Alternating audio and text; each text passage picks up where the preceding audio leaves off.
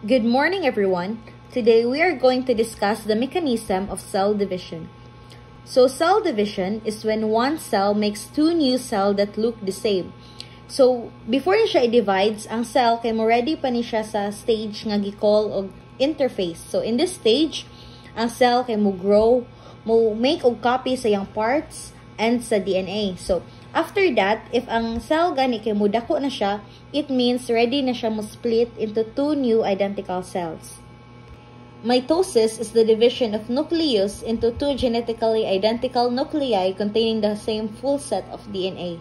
It occurs in somatic cells, except the sex cells, such as egg cells and sperm cells. Mitosis prepares the cell for cytokinesis. For the sake of easy understanding, mitosis is divided into four phases. True in reality, mitosis occurs in a continuous process that there is no clear beginning or end to each phase. The four main phases are prophase, metaphase, anaphase, and telophase. So, ang mitosis, mo ni siyang usa ka nucleus nga divide into two nuclei. So, each nuclei has the same full set of DNA. So, mao nang nahimo siya og identical cells. Where it happens in somatic cells. So, ang example sa somatic cells kay body cells like skin, bone, or muscle. Dili ni siya mahitabo sa sex cells, which is ang egg o ang sperm. So, why it happens? So, mitosis prepare the cell for the final step called cytokinesis. The four main phases are prophase, metaphase, anaphase, and telophase. First is prophase. The cell gets ready to divide by packing its DNA into chromosomes. Then in metaphase, the chromosomes lines up in the middle. The next is anaphase. They split and move to opposite sides. And finally, in telophase, two new nuclei form as the cell prepares to split into two. So, mao na ang picture. We have the prophase, metaphase, anaphase, and telophase. Now, let's talk about mitotic inhibitors in cytogenetics. Cytogenetics is the study of chromosomes, which are tiny parts inside our cells nga nag-carry sa instruction. Scientists look at chromosomes to check if something is wrong or different. To see the chromosomes clearly, scientists stop the cell at a special moment called metaphase, when the chromosomes are easy to see. They use a strong chemical called colchicine, which comes from a flower called Autumn crocus. Colchicine stops the cell from dividing by blocking tiny tubes called microtubules that help pull the cell apart. So what is colchicine? Colchicine is like a pause button that freezes cells so scientists can look closely at chromosomes. It is widely used in chromosome studies and also a medicine for gout, Behçet's disease, irritable bowel syndrome, and pericarditis. First, we have the prophase, which means before.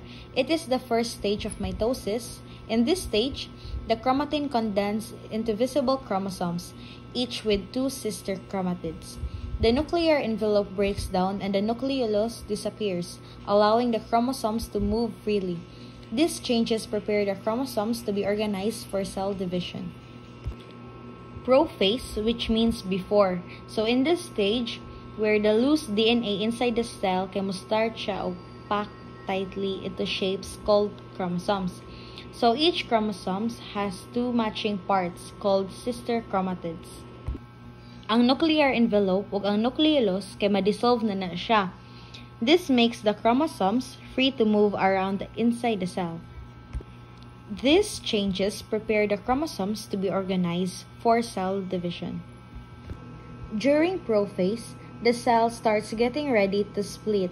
In animal cells, a tiny helpers called centrosomes move to opposite side of the cell and send out spindle fibers. So, ang spindle fibers, it's like a rope.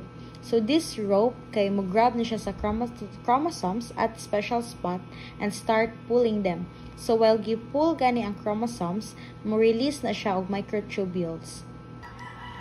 About 20 tiny ropes called spindle fiber grab onto special spots on the chromosomes called kinetochores. So, ang kinetochores, it's a handle nga mo pull apart sa chromatids. So, other ropes stretch across the cell to help with balance. Kani nga rope kay mo pull ni siya sa chromosomes para ma-align ni siya sa middle of the cell, getting ready for the next step. Good morning everyone, my name is Pilbert Brandel Rabago and I will report about metaphase. And let's start our topic for today. In metaphase, meta means after. The spindle fiber attached to kinetochore of the sister chromatids, the movement of chromosomes toward the middle of the cell. Here, the chromosomes appear to line up along a plane, equidistant from a microtubule region called metaphase plate. This space, called phase by the time chromosome are in this position. Sa metaphase daw, ang meta means nagpasabot nga pagkahuman. Ang mga spindle fiber nga nagdikit sa kinetochore sa mga sister chromatids mutabang sa paglihok sa mga chromosomes padulong sa tunga-tunga sa selula. Ang mga chromosomes maglinya dayon ubay sa usa ka dili makita nga linya nga gitawag og metaphase plate. Kini nga linya usa ka hinungdan nga patag ug parehas ang distansya gikan sa duha ka pilid sa selula.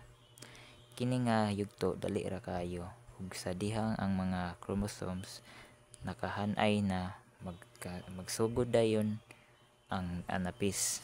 So this is anaphase.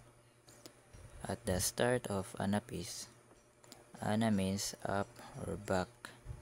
Sister chromatids are tightly paired due to centromere and protein cohesin, which is responsible for holding DNA molecules together in its entire length. As soon as anaphase begins, cohesin breaks down and the sister chromatids separate from each other. Spindle fibers begin to shorten to pull the sister chromatids away from each other toward the opposite sides, ends of the wall. In animal cell, some of microtubules lengthen, making the cell elongate. Under the microscope, plant cells, on the other hand, have no significant change because of the presence of the rigid cell wall.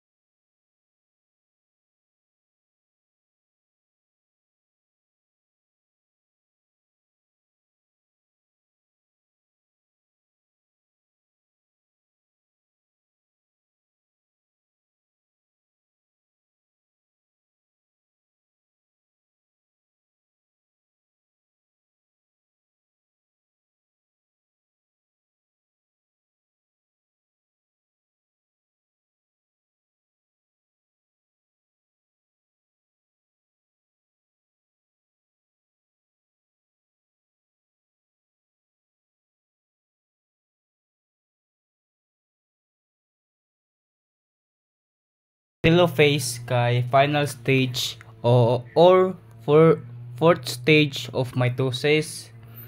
Sa telophase, ang nuclear membrane kay more reforms around each set of chromosome. Dayon ang chromosomes kay mo spread out siya into chromatin. Dayon ang nucleolus makita na balik ang mitosis the division of the nucleus kay makompleto na kay cytokinesis division sa cytoplasm. Then sa animal cell ang cytokinesis kay mo occur through the inward movement of the cell membrane. So pasod ang iyang movement hantod matunga siya panglitan ang kleno imong ipinch or pislitan mo mayo, di ba? Ang iyang movement kay pa inward hantod matunga siya, mahimo siya og 2 ka identical daughter cell. So sa plant cell naman kay dili siya i-pinch kay namay sila cell wall naga surround sa cell membrane. So it's like an hollow block, dili ma-pinch. Dayon ang cell wall material assemble sa equator or sa tunga, forming a structure called cell plate. Hanton mo grow ang cell plate, dayon mo joins na siya sa existence sa cell membrane. Dayon matunga na sila into daughter cell. Hantod ang katong cell plate mahimo na siya og cell wall between sa two daughter cell.